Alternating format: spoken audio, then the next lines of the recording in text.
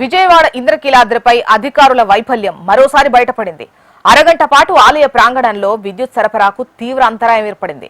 అదే టైంలో ఆటోమేటిక్ జనరేటర్లు సైతం మొరాయించడంతో అరగంట పాటు చీకట్లోనే భక్తులు ఇబ్బందులు పడ్డారు. ఆలయ అధికారులపై భక్తులు ఆగ్రహం వ్యక్తం చేశారు. 20 నిమిషాల తర్వాత విద్యుత్తును పునరుద్ధరించినట్టుగా తెలుస్తోంది.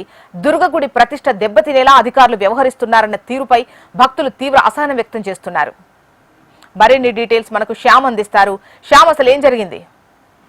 Good morning. చూస్తే ఈ రోజు చూసుకున్నట్లయితే రాష్ట్రంలోనే అతిపెద్ద దేవాలయాల్లో 2వ స్థానంలో ఉన్న విజయవాడ దుర్గగుడిలో నిన్న రాత్రి చూసుకుంటే దాదాపు 40 నిమిషాల పాటు విద్యుత్ సరఫరాకు అంతరాయం కలిగింది. స్థానిక ఏదైతే భక్తులు నిన్న శుక్రవారం వారాంతపు సెలవు కావడంతో చాలా పెద్ద సంఖ్యలో కూడా వివిధ ప్రాంతాల నుంచి కూడా భక్తులు తరలి వచ్చారు. ఇటువంటి సమయంలో విద్యుత్ సరఫరాకు అంతరాయం కలగకుండా చూడాల్సిన అధికార యంత్రాంగం మాత్రం పూర్తిగా విఫలమైందని చెప్పవచ్చు. భక్తుల ఫిర్యాదు చేసిన 30 నిమిషాల తర్వాత అధికారులు స్పందించి విద్యుత్ సరఫరాను పునరుద్ధరించారు. ఇటీవల కాలంలో వరుస ఘటనలు అయితే తీవ్ర ఆందోళన వ్యక్తం చేస్తున్నాయి. ముఖ్యంగా ఈవోగా శ్రీనానాయక్ వచ్చిన తర్వాత కూడా అనేక సంస్కరణలు చేపట్టారు. అయినప్పటికీ కూడా అధికారుల్లో మాత్రం ఎటువంటి మార్పు రావటం లేదు. ఆయన చూసుకుంటే ముఖ్యంగా వారాంతపు సెలవుల్లో భక్తుల రద్దీని ఎప్పటికప్పుడు కూడా అంచనా వేసుకుంటూ కూడా